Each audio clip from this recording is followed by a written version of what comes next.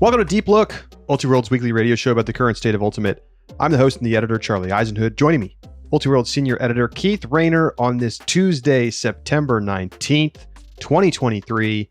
We are just days away from the first weekend of regionals. An almost Super Sunday coming up, Keith. 7 regions will send all of the teams to nationals this Sunday. Just one, the North Central, will be on the following weekend. Are you pumped up? It's been a crazy club season so far. Tisk, North Central. You just messing it up for the rest of us. We could have had the nice clean cut, but instead we'll have to wait a weekend. I am pumped. We talked at length about how this club season has been unusually thrilling. So that set us up. We're primed. You know, we put out these club primers or whatever. We don't need it. We're primed. The priming has happened. We are prepared for a potentially wild regionals weekend. There's some real question marks. Feels almost like college regionals, right? There's some spots where there's some upsets brewing. All this talk of prime, Keith, and it's making me think about what if Deion Sanders came and coached an Ultimate team? I thought you were going to talk about the drink. Could he? Oh God, no. Could Coach Prime turn around a middling program and turn them into a nationals team? Would you be alternatively? Would you be shocked if Pony got to nationals and Prime was on the staff? Like, would that throw you off? No, only UNC men's college team. I mean, Marquez might have his number. You know, it's a scene in Colorado right now. I'll tell you that. I just before the show, Keith and I were talking about this. At 2:15 a.m. Eastern, the ratings on the Colorado versus Colorado State college football game this past weekend were higher by 1 million viewers than any other college football game's peak time during primetime hours on Saturday. For the coaches. But it's not just the coach. Celebs are there. Yeah. It's a whole vibe right now. But Boulder. Who would have thought that? There are cases, particularly in college football, where coaches become elevated to this like celestial status. But to be able to hire a coach and have them come in and like give you all of this attention to make an event out of being at your games, like, tell me some history of Colorado football, of the Buffs. They've had their moments, but it's pretty thin comparatively to the Blue Bloods. But they have the Buffalo mascot that they run out onto the field, which is just awesome. Certainly one of the great mascots in college sports. But I'm just saying, having all this attention there is worth a lot. And I'm sure they're paying Deion Sanders pretty well, but I'm sure he's already made them a great deal. He's already made them their money back. Yeah. Just in the media exposure. I mean, it's crazy. It's a whole everything. Like my sports betting app is like, Coach Prime, get your bets in. Genuine question, Keith. Would a top level college football coaches, if they came to Ultimate, turn a team around and make them good? I think so. Yeah, I do think so. I think that coaching experience is probably more valuable than like specific Ultimate knowledge. Like your team, your captains are going to generally know how to play Ultimate. A coach can easily learn more about how to play Ultimate. It's an interesting game, but it's not that complicated. It's just that hasn't been that long for the systems to even get that complicated. So I think, yes, I think significantly less complicated than college football. Sure. So I think that, having once Coach Prime had a chance to go to a couple tournaments, see a couple practices, like figure stuff out. Like, yeah, I think the culture building aspects, the training, the motivation, like obviously he's going to be able to provide advice on physical movement tools that we might not even have in coaching now. So there could be some real edges. Maybe he makes a crazy defense. You know what I mean? Like you come out and people are playing incredible defense that's modeled after what teams are doing in football and revolutionizes the game. Who knows? It's plausible. Our game is young and we have many of the same exact structures and systems that existed 30 years ago, which Cover seems two, crazy baby. when you think about the progress we've seen from other sports. Let it be known that Colorado State plus 23 was the world's easiest bet this past week. Anyway, off we go. It's time to talk regionals. We're going to go in alphabetical order. We got a lot to get to. And so we dive in with the Great Lakes. We'll just hit the nuts and bolts. Then we'll talk teams and picks. And we've got our subscribers making their picks in the Discord, and we'll give you those as well. So a little challenge for me and Keith to try to beat each other as well as the subscribers. If the subscribers beat us both, Keith, something's got to happen. What are we going to do? Ooh, maybe we'll make a little poll. Like the subscribers get to pick which punishment we get in the poll. We could put in some fun options. Okay. For I like that. For things we're required to do. I like that. We'll take suggestions. I already had to sing on the podcast this year. So you did. We're gonna have to step up beyond that. All right. Here we go. Great Lakes. 1 men's bid, 2 mixed bids, 1 women's bid. Let's start on the men's side. Keith, Machine is your 1 seed. Omen is going to be your 2 seed. Do they have a shot? I mean, there's nobody else. Does Omen have a chance to knock this Machine team off? It doesn't feel like it. I thought well of some of the teams in this region earlier in the year. And I don't think we've seen any real evidence to support that. Plus, if you were worried about where Machine might be this season, if you thought that some of the turnover was going to hurt them, I think they haven't closed the season with the strength that we saw from earlier, but we know the ceiling is really high for this Machine team. I simply think they're just too far gone from the rest of the region to really be worried about an upset at this spot. Yeah. My questions are about whether they can show up and close a game against teams like Pony, not whether they can beat Omen. I'm taking Machine. Subscribers are taking Machine. Keith? I'm taking Machine too. And shout out to Omen. I mean, in another region, there were 2 bids. You'd feel great about them. In some other regions, they might be able to take a spot. They're a good enough team to be at nationals, but definitely they're not in the conversation with Machine, I don't think. But they're one of those teams that is essentially forced to earn a bid if they want to go to nationals, and they didn't. Agreed. Let's just talk women's quickly because I think it's also a quick story there. Nemesis is going to be your favorite and your 1 seed. They are 12th in the country. Next up is Rival at 31, Indie Rogue at 34. I just have to take Nemesis here, Keith. It's a pretty weak region, but Rival has shown us nothing for the last couple seasons. I'm with you. I feel like there was one Rival might have been in the final of a tournament earlier this year, but their resume is nothing exciting. Losses to Ozone, Tabby Rosa, Brooklyn Book Club. They lost to Rogue, heads up, so they might not even be the second best team in the region. I'm firmly with Nemesis here. All right, 2 bids in mixed, and it's pretty interesting this year. You've got Crocs and Hybrid as your top-ranked teams. Keith, tell us about what you expect here. It feels like there's any number of teams that could take at least one of these spots. Well, there's one team who are they still a mystery? Do you feel like we still wonder about Ramp? Who the hell is Ramp? This Ramp team. I mean, you've also got Chaos. Like they got to live up to the name, right?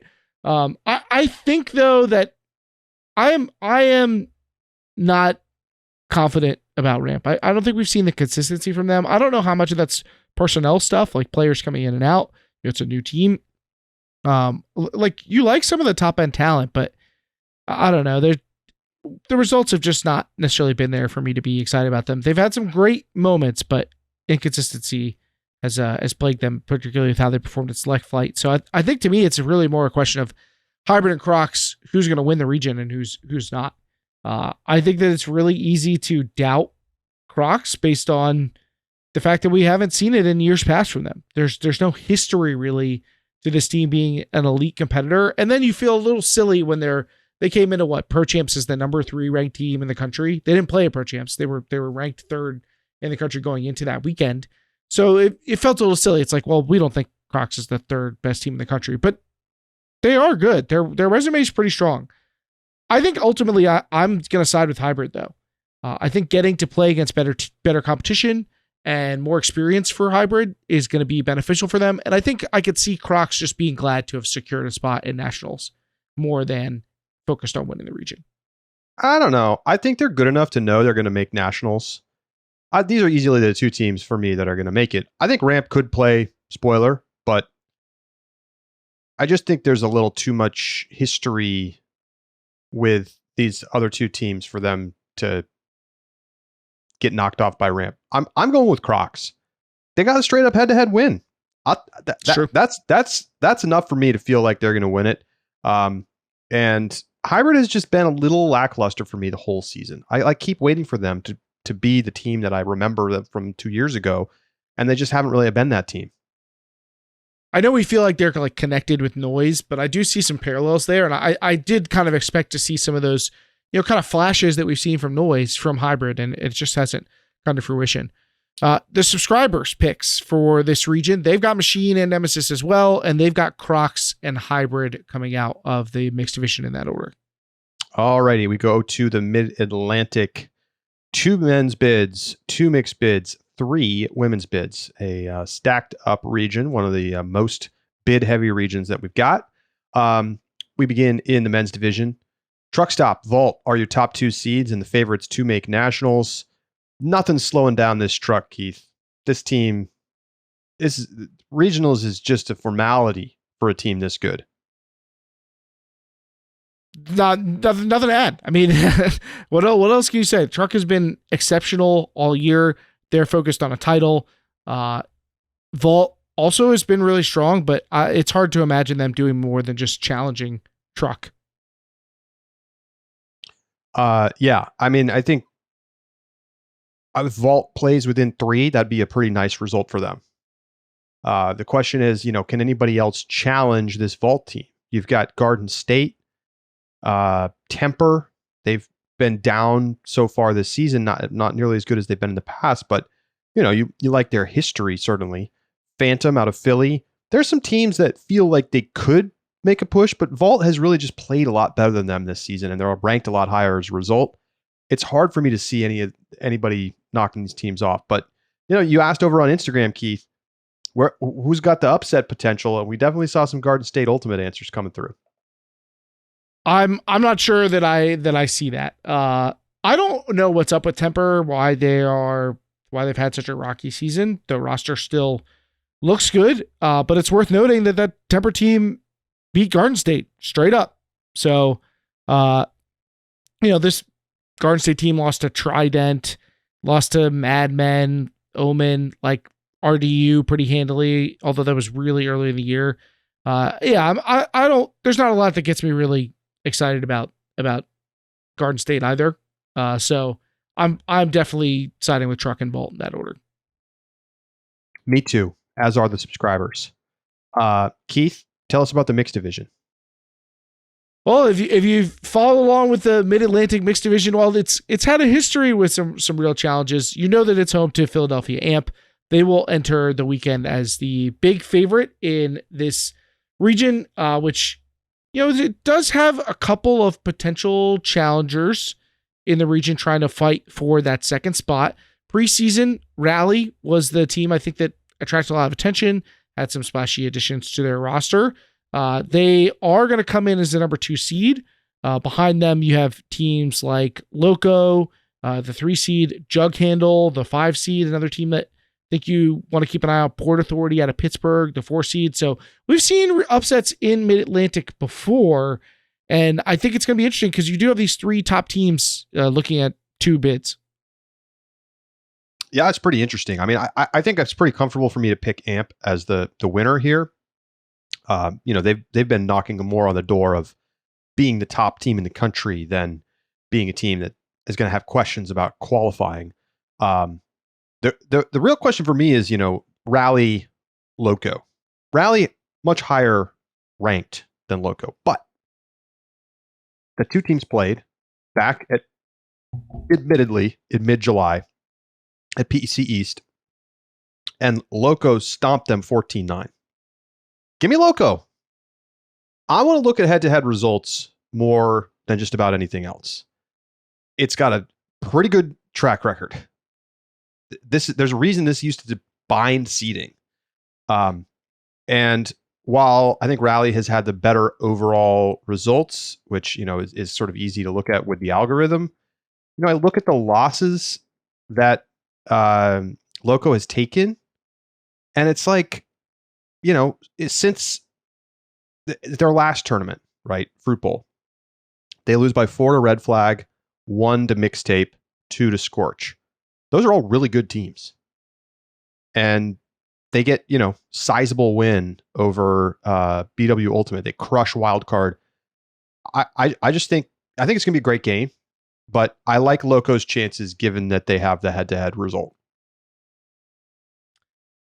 Interesting. I'm going to go the other way. I'm going with Rally. I obviously still like the talent. You see Zach Norbaum and Margaret Pendleton, Olivia Monroe. Like this is a good team. Xavier Maxdad.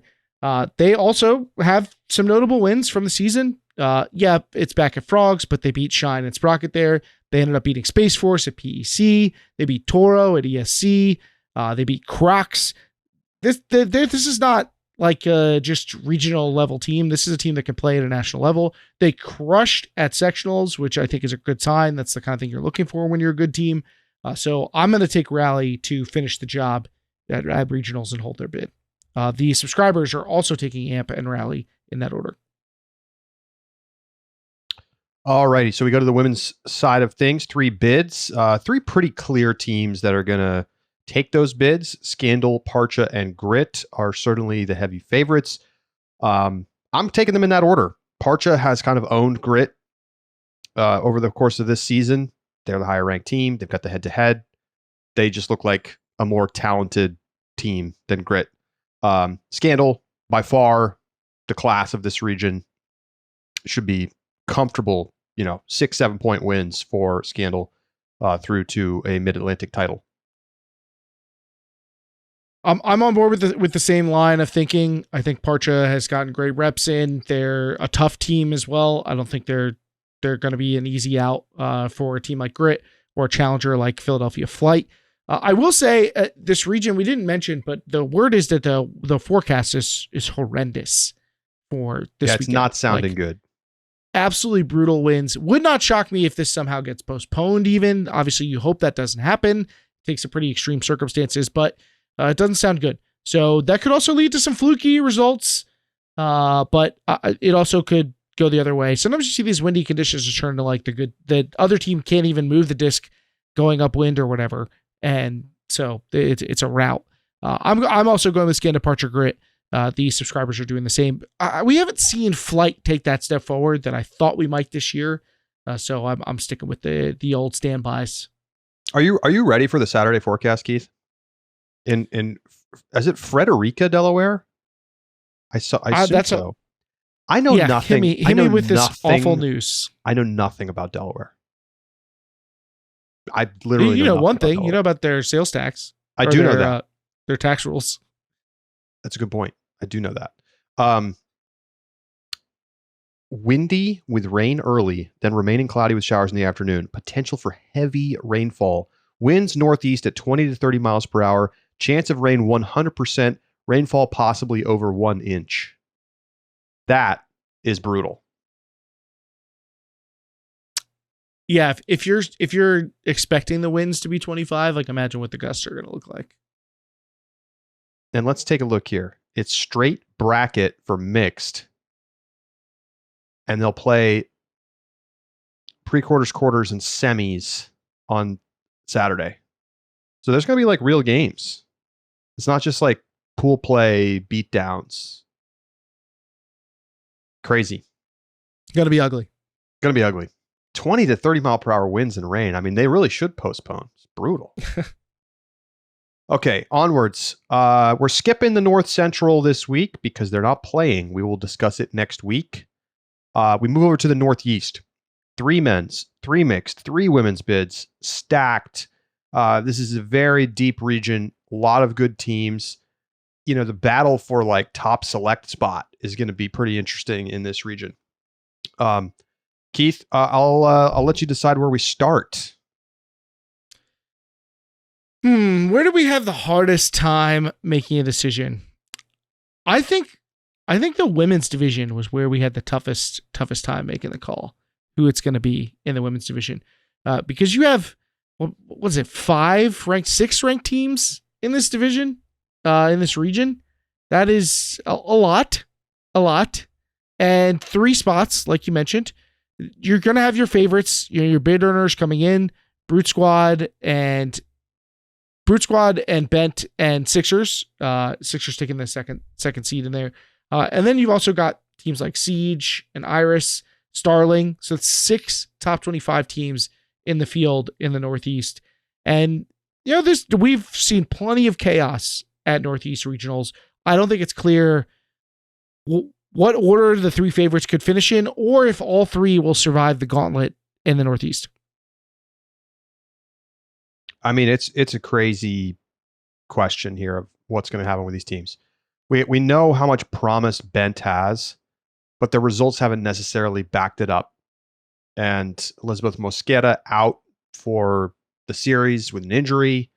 How does that affect the team? How good are they when they go up against, everybody in full peak form at regionals time? I mean, we just don't have answers to that. We have the history of Bent, which has been close but no cigar a lot. Rocky. And they're definitely more talented this year than they've ever been.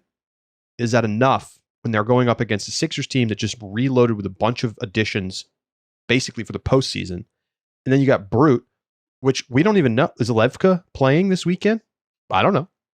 I bet they wouldn't even tell you if we asked. If she plays, I think she makes a genuine difference on the field and they become clear favorites. Without her, I think they're still the favorites, but they definitely don't feel quite as foreboding. I don't know where to go here. I think any of these 3 teams could win. I'm going to stick with what I know, which is that Brute Squad wins almost always. Hasn't happened every single year, but just about. Sixers got them a couple years ago, the year they made the finals. This is not the same level of team. But, Brute, somebody said it in the Discord. Brute just ain't it. Like, that's an aggressive take on where Brute is, but this is not the best Brute team we've seen. That's for sure. I mean, that was kind of in the conversation of like title contention. I know. But Sixers is like, they're better than we thought they were going to be. And then they added players. And Bent maybe isn't as good as we expected them to be, but they still have this tantalizing ceiling. Like their O-line could be incredible. So I don't know where to go. I'm sticking with Brute. I think Bent's going to show up and they're going to finish second. And that means that I've got Sixers in third. I just don't think that the other teams, the Starlings, the Iris, the Siege, I just don't think they have the horses to beat one of those top 3. Yeah, this was definitely a really tough call. In part, we don't know about Leafka. We don't know about the international additions for Sixers. Coming over here for 2 separate weekends or staying here for a month or whatever, that's a lot. That's a lot to do. But I also could see Sixers wanting to give those players reps to integrate with the team. So maybe they made it a priority. Maybe it was part of the deal. Like, hey, you want to play with us? You should come over now so that we can try it at regionals. Plus, nothing's for sure, even at regionals. And this Brute, it's not surprised to me that you picked Brute because they follow your rule. They beat Sixers 15-11 in consolation play at Pro Champs. There's your head-to-head result. I wish I knew who was going to be there for these 2 teams, though. It would make it a lot easier to decide. I think just like no Leafka, no international players for Sixers, I'm taking Brute Squad in that matchup. But if everybody shows up, I think Sixers could pull it off. I'm going to pick Sixers. I have been impressed with them, and I've been disappointed with Brute. So that attitude is going to guide me to Sixers here. Even though I think, they play 10 times, Brute's going to win 6 of those. If that makes sense. I'm going to go on for the variance here. And I like it. I really thought about taking Iris. Can you as believe the 3rd team? sorry. Finish your thought and then I'll ask you a question. Okay. I really thought about taking Iris. I think there's a lot of talent. There's a lot of throwing talent on that team. But I think I got to take Bent and the veteran experience that they have. I think that they can go blow for blow with Iris. And yeah, we've seen them struggle before, but I think that they can overcome that with their talent. And they do have like some veteran leadership that's been there a while. So I think those two things can come together to hold on for a Bent team that we had high hopes for and we haven't quite seen it yet. So can you believe you're picking Sixers after all the talent they bled off this offseason? You're taking Sixers to win this region over Bent and Brute Squad. No, I definitely, if you told me this a couple months ago, I'd be shocked. But I think we've seen Sixers be better than we thought they were going to be. I completely agree. So that that is kind of the guiding line for me. We've seen Brute Squad have moments, but it's been a mixed bag for them this year. And Bent as I don't think has ever really been the team that we thought that they could be. So altogether, we know Sixers is well coached. We know they're a team that has some real big playmakers. So I think I feel comfortable taking Sixers to win this region. All right. We are moving over now to the men's side. Top teams: Pony, of course, Dig, for the top 10 team, Goat. And then you got a lot of teams kind of in the conversation. You've got Phoenix, you've got Mephisto, Scoop, which is the like integrated B team of Dig, right? They have the single program now, and Scoop like might be the next best team in this region after Goat. And then you've got Blueprint, Red Circus out of Maine, Sprout, a team that we've known for a while. The tire business, you can't sleep on that. Big Wrench. I mean, you got a lot of teams that are top 50 quality. So the question is, Keith, does any one of those teams have enough to knock off the Pony, Dig, Goat trio that we typically expect and usually see qualify to nationals? This is definitely a talented region. There was recently an article published on our site about how this entirety of this region, not just the men's division, is the best in the country. I think that argument holds some water, but I think the fears of like total madness in the men's division are perhaps overblown. How wild would it be to see two Boston teams back at the same time in the men's division? I could take Pony, but like, I could take the mystery box. It could be anything. It could be a Pony in there. No, I think Pony and Dig are pretty well separated from the rest of this group of the morass, as it were. Now, Goat has some of those bet tendencies that we were just talking about. They have not always shown their best at regionals. Although Ponies had their share of foibles too at regionals. They're 1-1 with this Phoenix team this season, right? Both games decided by 1 point, and that's including their Goats victory at the Canadian Ultimate Championships.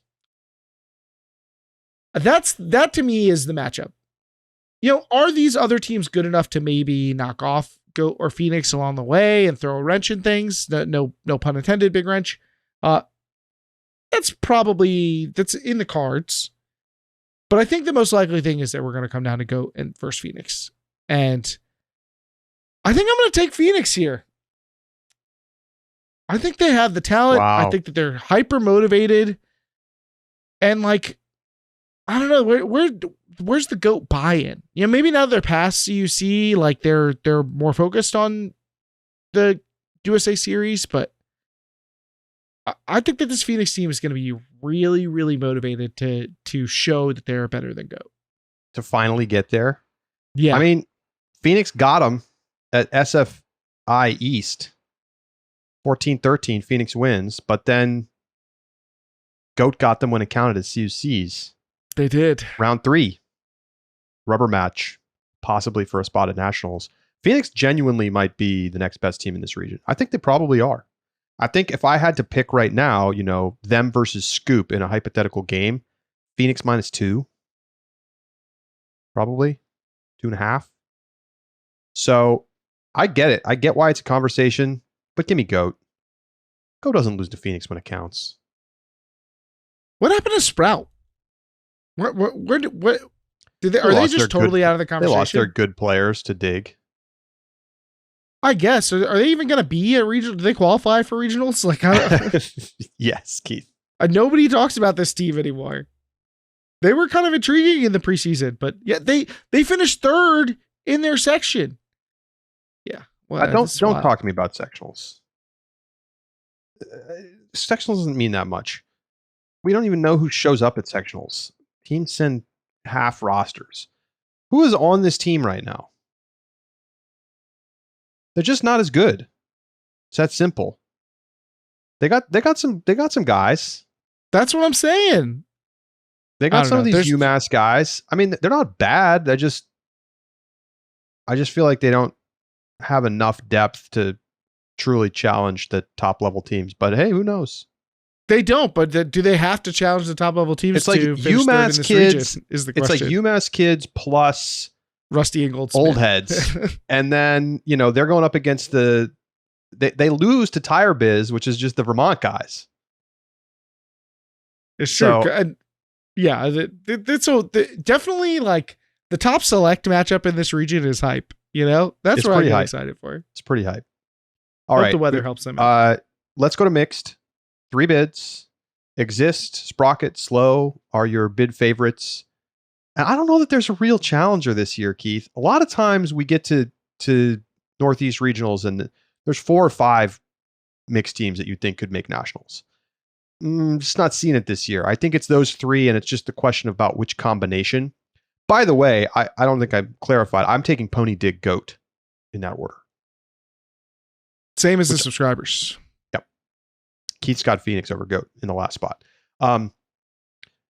This is kind of a tester spot for Exist.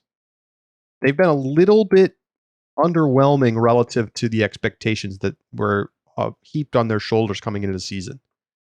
Can they go out there and dominate at regionals? That's what I want to see. If I'm going to believe in this team for a nationals run, I need to see them go out there and crush these Northeast teams. And we'll see. I'm taking them to win either way. I've got them, Sprocket, Slow in that order. Sprocket beat Slow pretty handily earlier this season. They look like the second best team, and Slow is just a big step ahead of the rest of the challengers. That's how I see it too. I thought a little bit about Sprocket over Exist. I think Exist has the head-to-head, but it's from quite a bit earlier. It's like back at Frogs or something in that one. Yeah. But regardless, I wouldn't put stake in that matchup either way, whichever direction it went. So it's not a big deciding factor for me. I do agree that something's been a little off with Exist, but I think that they're plenty talented enough to beat Sprocket and Slow. And I do think that you could see one of these teams upset another. I think that they're close enough together for that, but I agree that there's not really a compelling challenger behind them. So I'm going to take them to finish in order. Exist, Sprocket, Slow. The subscribers are on the same boat. All right, let's move along. We're going to the Northwest. Also a 3-3-3 bid region to match the Northeast. And man, a lot of good teams in this region too. So why don't we start here? Let's go in reverse order. We'll start with mixed. Very interesting mixed region. There's a lot of good teams. I mean, it is not going to be smooth sailing for your favorites, which I would say are BFG, Mixtape, Red Flag. Probably in that order, although I think Red Flag might get the 2 seed.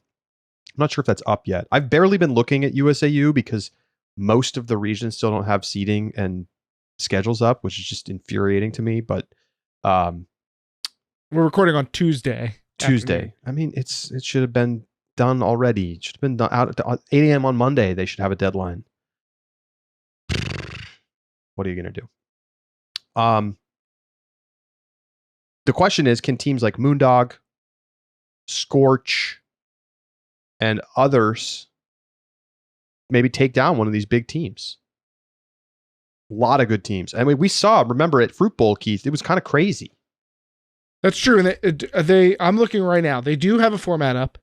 They have mini bracket format. And then they go into the mini brackets will put 8 teams into the first place, and then you'll fall out of that into the third place bracket. So if you get to the final, I think you're locked. And then if you lose in semis, you'll be in a favorable position in the third place bracket. Got it. I mean, just a quick note before we move forward, just to go back over what happened at Fruit Bowl. Mile High Trash out of nowhere goes 3-0 in pool play, beating Scorch. Moondog goes 3-0. Then Red Flag loses to Scorch in quarters. Moondog beats Scorch in semis. Mixtape barely beats Loco in semis, and then Mixtape by 2 over Moondog in the final. This is a tough one. I think it's fair to say, despite how Mixtape is played, people are going to pick them, and people are going to pick BFG. I mean, I think BFG's clearly earned the respect of being, at least a lock to make nationals, right? So now you're talking about Red Flag, Moondog, and Scorch. I maybe you throw Mixtape in the mix. Maybe you think Mixtape is not safe. I don't know. They were my preseason favorite to win a title. We've come a long way since then. Scorch, Moondog, Red Flag, I think that they're all pretty close together. So to me, it's really a conversation about who's going to finish third, because there's a lot to like about each of those teams. I might change my mind on this. I'm going to take BFG to finish first and Mixtape to finish second. And I am tempted to flip to Moondog, but I think I'm going to stick with Red Flag as my third team in the Northwest. I think that they have a little more talent, and none of those 3 teams have been super convincing over the others. There's not like, I think Scorch is a perfectly reasonable pick here as well, but I think I'm going to land on Red Flag with very little confidence. Who knows? Who knows? I kind of want to take Moondog. The subscribers are picking Moondog. They're picking Moondog? Yeah, the subscribers have BFG Mixtape Moondog. I got to be honest. Looking at the results from Fruit Bowl, I see Red Flag, right? They win 5 of their games. They dominate. And the game they lost was quarters. They're coming up against an Oregon Scorch team. They probably thought they were going to cruise through that game. They rolled up, lazy warm up. I don't know what happened in this game. I'm just speculating completely here. But it's a classic letdown spot to come into quarters against a team that you're better than and play bad and lose. And then they went on to dominate the next 2 games and crush Classy and then Sunshine. 13-5 they beat Sunshine. Sunshine's good. Spoiler alert, I'm taking Sunshine to qualify in the Southwest. So I think Red Flag is going to be fine. I'm going Mixtape BFG Red Flag. I will not be surprised if BFG wins, but Mixtape wins. BFG wins at sectionals. Mixtape wins at regionals. That's how it goes. What do you think Mixtape's chances of missing nationals are? Slim or missing nationals? Missing out. They're like 20% maybe. Okay. 15-20%. It's you got to consider it. I mean, I know they weren't a real team at this time, but at PEC West, they got dogged by Scorch and Moondog. And they barely beat Moondog at Fruit Bowl. It's not like they've been dominating teams this season. They were 2-4 at US Open. They only have 1 good win from US Open. Arguably, they only have 1 good win on the whole season. That's 15-12 over AMP. That like, to me, that says there's problems. Now, I just think talent-wise, they're going to be okay. Khalif's going to hold it together. They got enough going on there. But I am not convinced that they are just going to smooth sail their way through things. But, on the other hand, are they really going to lose to a team like Moondog when it's all on the line? I think they stack lines and they're going to be fine. All right. So we're I think that's all reasonable. This to me, I think this is the hardest choice. This across all the regions. I think this might be the hardest pick, is figuring out the order and which three teams in Northwest mix. This is the deciding point for me. All right, let's talk women's. Format's up, Keith. It's going to be Schwa, Traffic, Riot, and then End, Underground. Now look, 3 bids, 3 teams that are clearly going to take those bids. Who's going to win though? That's the big question mark. I am saying Schwa. I think Schwa has shown somewhat quietly. It feels like Schwa has not been in the conversation much this year for whatever reason. I think, did they not go to some of the big tournaments? That would feel like the most likely reason that we haven't been discussing them. But I mean, they were US Open. I think they got knocked into the lower bracket and then just that was that. But, they got whomped by Molly Brown and then lost by 1 to a pretty darn good Swampy Barg team. Otherwise, they handled their business, including a 14-11 win over Traffic. And then at Elite Select, they dominated. I think this Schwa team is very solid. They beat Riot 15-6 at ESC. 15-6. So give me the team that has head-to-head wins and has a legacy of success and is probably more talented than they've been for a couple seasons now since they last, made the run to semis. To me, as much as I like Riot's talent and I've been touting them this year, that 15-6 win is a bit scary. And Riot's also lost heads up to Traffic 14-7 at PEC. So Schwa also notably beating Traffic 14-11 at US Open. So there's precedent to pick Schwa as the top team. This Traffic team, have they kind of coasted since their early season upset over Molly Brown, their early season win? They beat Molly Brown. They beat Flipside at PEC West. And since then, their marquee win is what? Grit? They beat Grit 12-10. They beat Parcha 13-8. Like, what's the big win for this team? I'm a little worried about the fact that they just have not done much since that point in the season. All that said, I love the experience on this team. I love that we've seen the ceiling from them. I'm going to take them to win the region in a very close game over Schwa. This could be the game of the weekend, I think. Traffic and Schwa, Northwest Women's Final. I'm going to take Riot third for the reason we discussed. But I think that this is a great clash and a coin flip really between the two. These subscribers see it differently. They have Traffic, Riot, Schwa. So they have Schwa finishing third in the region. Yeah, as mentioned, I'm going Schwa first. I'm taking Traffic second, Riot third. I agree with you, though. Schwa Traffic could be a great game. Or whoever gets to the final. Should be a great game. They're all 3 good teams. All these are teams that could be in quarters. All right, finally, men's. What's the seeding going to be here? I have what's in my mind, but then there's like actual, results of the year. Seeding will be, it is up, Sockeye, Rhino, Furious, Darkstar. Don't sleep on Darkstar.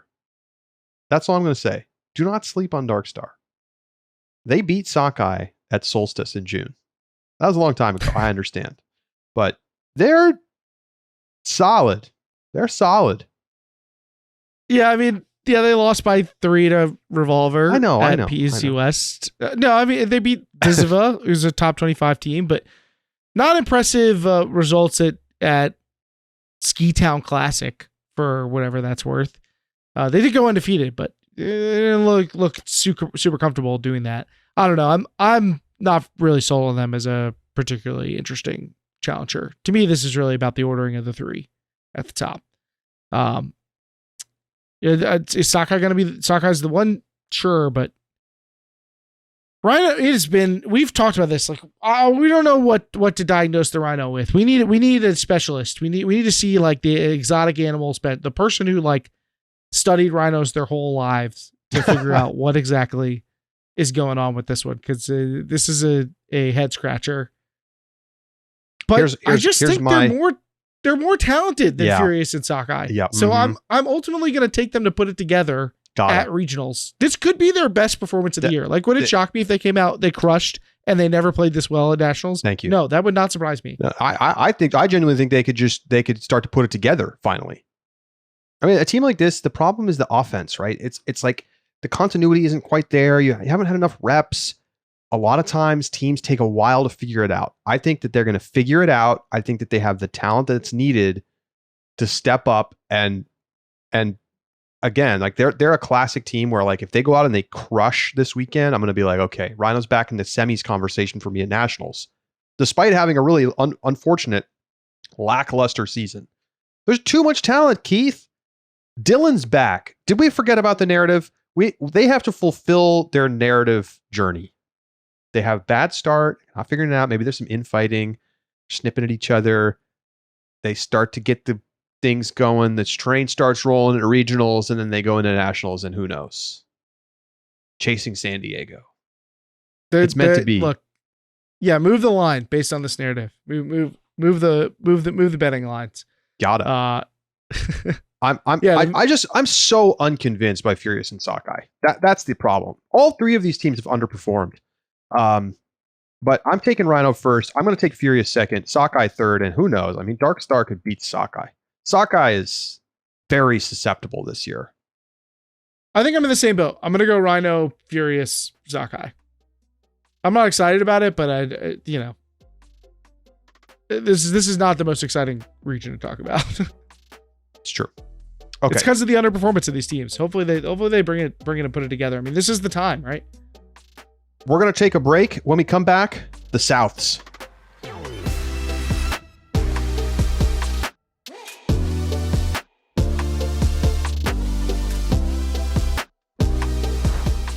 Welcome back to Deep Look. Keith, before we talk about the South Central, Southeast, Southwest, I am moving tomorrow. I've lived in the same apartment for 8 years, and moving is just so brutal. But been packing for days, seemingly endless amounts of packing, and never getting anywhere. I know you've moved a couple times recently yourself, so you know what it's about. I do. Although I feel like sometimes you live your life in boxes anyway. Like, did you really have to? What are you going to do? Put your Pelican cases inside of other Pelican cases? Like, what do you? And our original moving quote, it was like 15 Pelican cases, but they're actually all in Boston right now, so I don't have to move them. Thank God. Oh no. So yeah, I actually don't have much Ultiworld gear here in New York right now, which is a blessing. But moving from a 1-bedroom to a 2-bedroom. And I have some personal news, Keith. I know you know this already, but telling the world, my wife Liz is 7 months pregnant, and we're expecting a baby in middle of November. So exciting news, addition to the family for me. And so yeah, I'll be at Club Nationals, and then that's it for me for a while, Keith. Good choice not doing right around nationals like I did with the college championships. Nice move. But congratulations. Thank you. It's wonderful news. You're bringing another person into the Ultiworld family, which we've had a couple of recent additions. But soon it's going to be, the conversation won't be like how good is Team Ultiworld, it'll be how good is Team Ultiworld the next generation. That's right. That's right. Miles versus as of yet unnamed child Callahan battle 2040. What is it going to be? If the subscribers win, do they get to pick the middle name? Is that like one of the options? Wow, that would be insane. I would allow that if the bar was extremely high, but not like for just beating us in the picks right now. They could pick from a pre-selected list, a curated selection. Here's a list with one choice on it. What would you like to choose? Anyway, keep TBD on what that means for Deep Look and my how I'll be around the website. Obviously, I'm going to take some time off. I would expect Deep Look might just be off the air for a few weeks around Thanksgiving, Christmas time. We'll see. But I'm excited, and hopefully all goes well. I'm getting a moving company for the first time, so it's honestly going to make things so much easier. Honestly, this news is super exciting though. I'm very, very happy for you both, and definitely looking forward to meeting the newest member of the family. Thank you, Keith. Okay, here we go. Let's dive in. South Central, 2 men's bids, 1 mixed, 1 women's. Can we just go ahead and get women's out of the way? It's going to be Molly Brown. I mean, it's so obvious Small Batch is going to... Oh, you have something different? Yeah, I went with Molly, Keith. Oh, you want to forget about them? You want to get spicy, huh? You want to get a little spicy. I'm thinking that missing out on sectionals is going to give them some rust. They're going to... No, I'm with Molly Brown. Remember when they almost blew it? And yes, Claire Chastain had to fly in on a chopper to get there for the game in order to play. They almost lost a showdown and wouldn't have gone to nationals. Parachuted in. Yeah. That was crazy, but I don't think that's going to happen this year. No, I'm taking Molly Brown. They're 4th in the rankings. The next team is 25th, Vengeance, and then Small Batch at 29th. It's just not going to be competitive. Sorry. Okay, we continue. What are you doing in the mixed division, Keith? Only 1 bid this year. It kind of takes the starch out of this region, it feels like.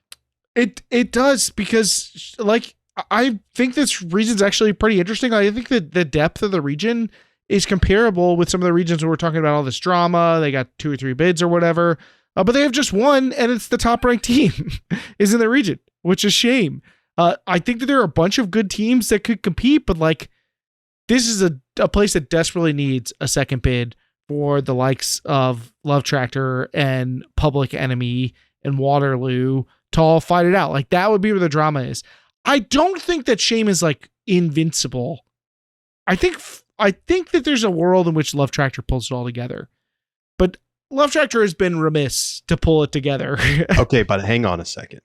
Every year, I pick against Love Tractor, and they win. Okay. And I know when this show goes on the air, my phone is going to blow up, and I'm going to get the challenge for this year. What are the odds? And I'm going to make the bet with Love Tractor friends, and they're going to, if they win, I don't know what I'm going to do. But Shame is so good, Keith. I just don't think I see it happening this year. I have to take Shame. I'm picking against Love Tractor again. Charlie, could if BFG played Shame heads up, what's the line? Neutral site. Without looking to see if they've played already this season, I would probably say BFG -1. Well, guess who beat BFG 11-10 at Pro Champs? Love Tractor. It's possible. I'm just saying. It's not out of the realm of possibility. It's not. But I actually really like the Love Tractor roster. I just don't like the results. I don't like a 15-6 loss to Polar Bears. I don't like a 14-11 loss to Shine. A 12-10 loss to KCU, to Impact by the same score. These are concerning results from the year for them. So I think I gotta pick Shame. I wish this region had 2 bids, but it alas does not. Well, it came down to the wire really for them. Okay, I have a genuine question. When do you think the last time Love Tractor beat Shame was? 2019, 2018, okay, 2022, they played once and Shame won. 2021, they played 3 times. Shame won all 3 matchups, including 2 by 7 goals. We go back to 2019.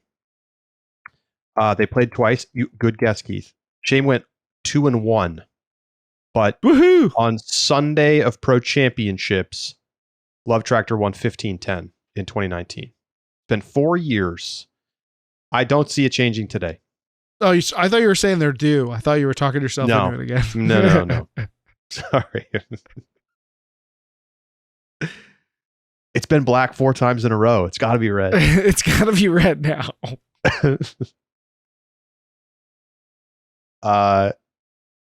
So, yeah, are you taking Shame? Yeah, I'm taking Shame. The subscribers are as well.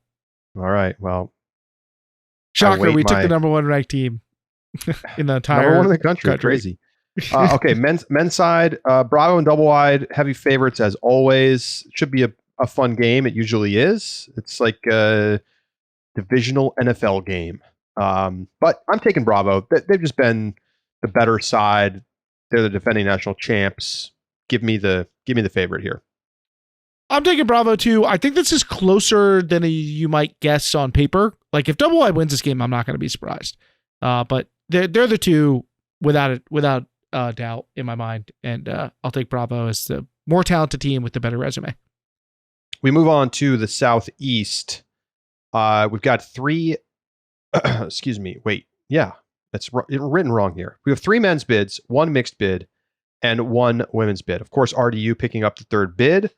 And so let's start with the men's, and then we'll go to the 1 bid sides of things. Actually, no. Really quickly, women's. It's Phoenix. Is there anything else to discuss? No, it is Phoenix. It's not Phoenix as much as it is Molly Brown, but it's still Phoenix. It might. It's close. Fair enough. Tabby Rosa deserves respect. Okay. We'll come back to mixed. In the men's side, you've got Chain and Ring and RDU, and then a slew of solid teams. Denasi, this new cash crop team that popped up with a bunch of UNC guys on it. Bank. Shout out to Hooch out of Georgia. Friend of the pod. I think the big question here, Keith, is Chain or Ring? Who's winning this thing? I will note, popping up on the Chain roster for the series, Tom Tullett from Australia. He's back. He was a baller for them last year, and that's an upgrade. He did not play for them in their very nice performance at Pro Championships. Keith, I think I'm taking Chain. I think they've just been the better team. I haven't seen it from Ring. I think Tom Tullett's washed. I mean, they couldn't even win. He couldn't even win Asian Oceanic Championships. So washed. Although now he's with Liam Haberfeld. Liam Haberfeld is his teammate instead of winning stuff for New Zealand. So I think Chain's had a better season, but feels about time for Ring to take that Ringian step. It also feels like it's just about time for Chain to misstep a little bit. It's Chain. Things just don't, I feel like, line up for Chain that often. And they just came off a tremendous performance at Pro Champs. They're never going to stay that hot. It's just not how Chain works. You're selling the top. Yeah. I mean, at Nationals, I may be right back with Chain, but the winning streaks don't last that long. They're going to get humbled here. Yeah. And Ring looks good. I mean, they're inconsistent, but like I said, they've handed the keys to the young guys. I don't know if Eric Taylor is going to be back on the field, but obviously you make a big difference for how they're performing too. But I think I'm going to take Ring to steal this one in what I expect to be a both expected and contested final. What are we doing with that third spot though? I'm taking RDU. They've done more than just beat Pony in a preseason tournament. They have been very solid. They've been clearly the next best team in this region. And I just don't see enough from other teams on paper anyway to feel like they're going to get upset. But they are capable of being upset. I do not doubt that. To me, it's RDU's to lose, right? If they go out there and everybody plays at a similar level, I think RDU is walking away with it. But if they go out there and they lay an egg, like I think they're susceptible to that. I think they're good enough teams to beat them if they do play poorly. But there's no team you feel confident picking instead. I'm taking RDU. Subscribers are taking Ring, Chain, and RDU. All right. Let's go over to the Southwest. We did mixed. Oh, what am I doing? I'm trying to avoid picking it because I don't know what to do. One bid. This is a tough one. And it feels like it's crazy every year.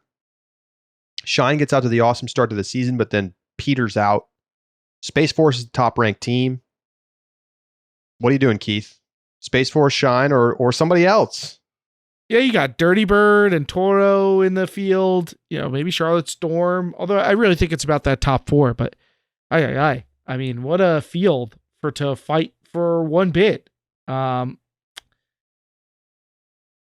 I think that most people are going to be thinking of Shine and Space Force, and that's justifiable. Toro has shown the ability to compete against top level teams, but they just like don't come down with the wins. You know, they just lose and lose and lose. To close games. They have lost so many games in a row. They just can't close, and so I that is not the reputation you want to have going into regionals. This is a very traditional format tournament too. 16 teams, pools of 4, go into bracket play. Like this is very standard because you have 16 teams in one bid. So there's nothing dramatic about the format to look at. Storm seated ahead of Dirty Bird. So make of that what you will. I think I'm gonna go Space Force here in the end. Shine is just like they're too up and down for me. They win games I don't think they're gonna win. They lose games I don't think they're gonna lose. Space Force, like, yeah, they lost a ramp earlier in the year. We don't have a lot of data on them. They haven't played that many games. They don't have like a big marquee win. They beat Crocs. I guess that's their big win. They beat Crocs 15-9. So like, it does feel like you're a little bit betting on the brand here, but I don't know. I've seen them play. I mean, I've seen some of the tape. They look legit. I think I'm going to take Space Force, but I can't say that I feel super comfortable doing it.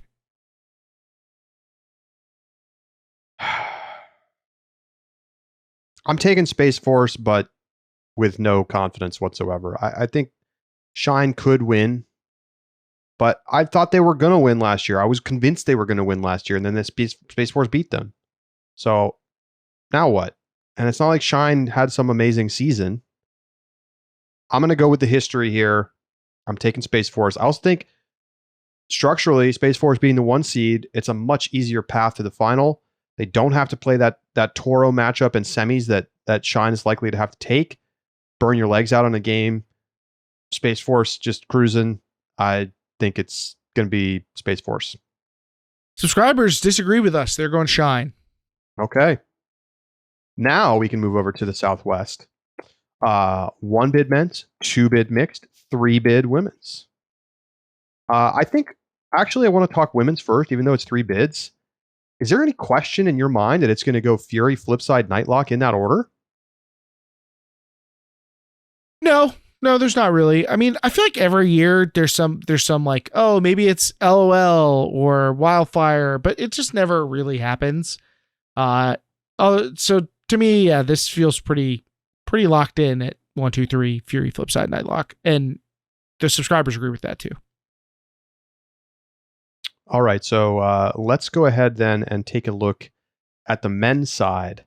It becoming a 1 bid region and not a 2 is tough news for SoCal Condors. Revolver will be the heavy favorite.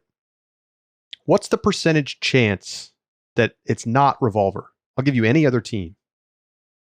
Revolver versus the field. Revolver versus the field. What's the money line on that? I'd have to punch it into my handy dandy calculator to say for sure, because I think it's probably, I think I'd go like 70% in favor of Revolver. So that's gonna get you like minus 275, I think. Minus 250.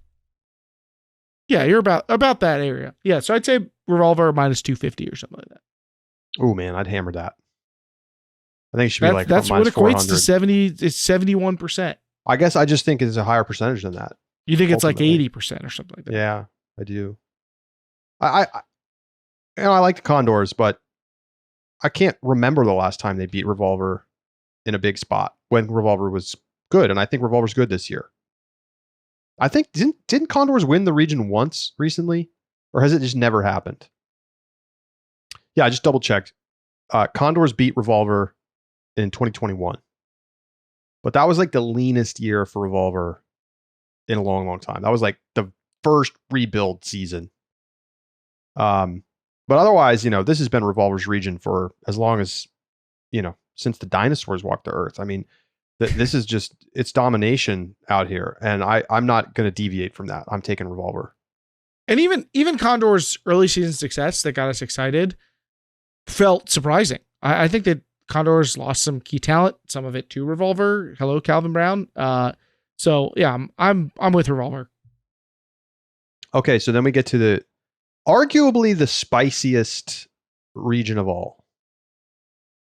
Mixed, 2 bids. Where the heck do you go here? You've got Polar Bears, you've got Mischief, you've got this Sunshine team that's been percolating in the background with a lot of really good talent. Lawless has had a quiet season, but is still good.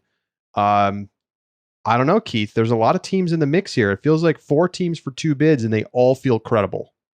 I agree with that. I think Polar Bears is your favorite. I think that they've, have the strongest resume, but we haven't seen them be flawless by any means. They're definitely susceptible to an upset, especially at Southwest Regionals where we've seen so many crazy results over the years.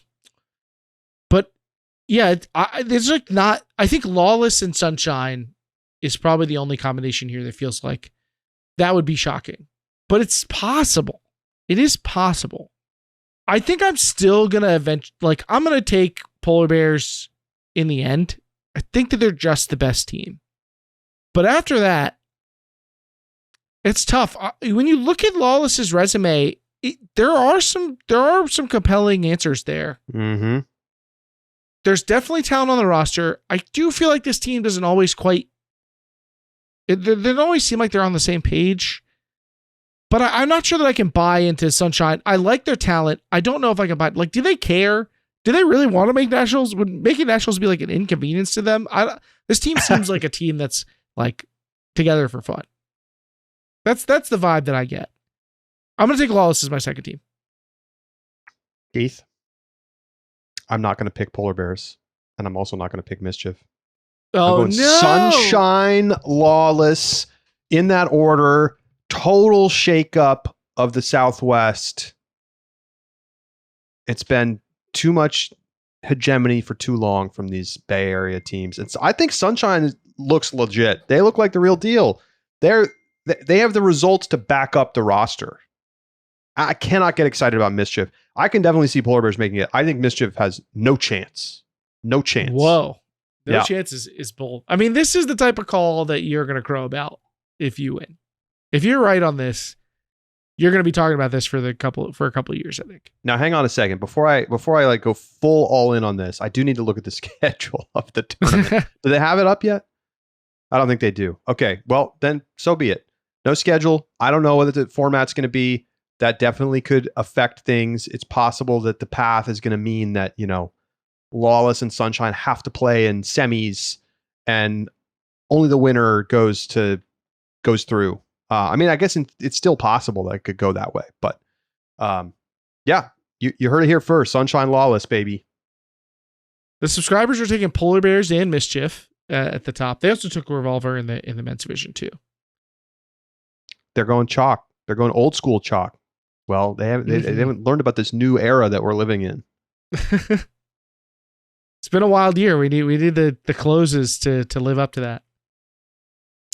All right. Well, there you go, Keith. The picks are in. Now, I'm going to go ahead and unofficially tease what's coming up this weekend. Okay. I want to put it out there as this is all very much a extremely ambitious new procedure for us. But we are going to have cameras at all 7 regionals. And we are going to be attempting to produce a field pass with games from all of the regions. Basically a full day stream on Sunday, Super Sunday, of watching teams qualifying, upsets, the whole story from the tournaments around the country. We've never tried to do something like this. I don't think we've ever filmed every region, let alone attempted to live stream at regionals. And so we are doing it. And the plan is to also have streams up, bonus streams for all access subscribers for each of the regions themselves, just a straight feed of each regional tournament, and then a field pass, multi-screen like you've gotten used to seeing at the big tournaments. Keith will be one of the primary hosts. We're going to have a mix of people dropping in throughout the weekend. I think we're going to do something, whether we can actually pull it off with all 7. We have a lot of new technology getting deployed this weekend.